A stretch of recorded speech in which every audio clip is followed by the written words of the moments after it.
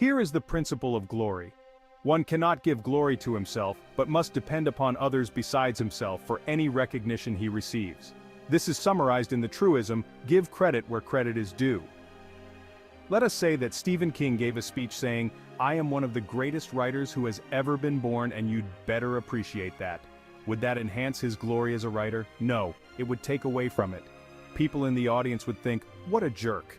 On the other hand, if a respected person introduced King and said, "Here is Stephen King, one of the greatest writers ever born, and he deserves our appreciation," what would be the response? The audience would agree and his glory would be enhanced. Today, most of humanity are doing everything they can to take glory to themselves.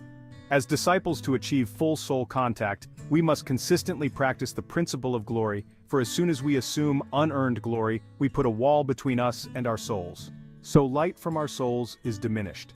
If you do what you consider to be a great work and no one says anything, then there is no glory. You cannot rectify the situation by demanding to be recognized. The only solution is to accept that fact and let it go, enhance the work and make it available until someone does recognize it and gives glory. After glory is given by one, then others usually follow. Sometimes an attempt at a work that receives little recognition in one cycle is but preparation for great recognition in a future cycle.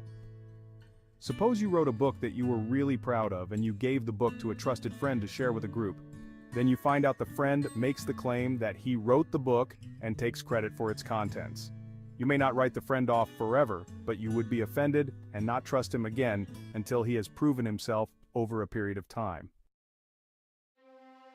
We are in the image of God, and if we want to understand God, we must understand ourselves. And when our glory is taken by another, we become angry.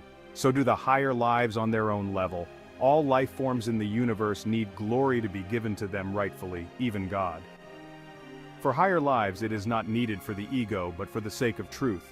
Truth is the core principle guiding higher lives, and the principle of glory can only be violated with deception. To uphold truth, the principle of glory must apply. There is true and false glory. False glory is that which is forced upon people, as has happened with tyrants such as Hitler, Stalin, Kim Jong-un and others. In tyrannies, people have to praise their leader or go to jail or be killed. Praise given in that situation is not real praise but truly false glory. If sincere praise is given freely, then it is not false glory. To receive glory from another, the receiver must sincerely feel the value and acknowledge it out of free will.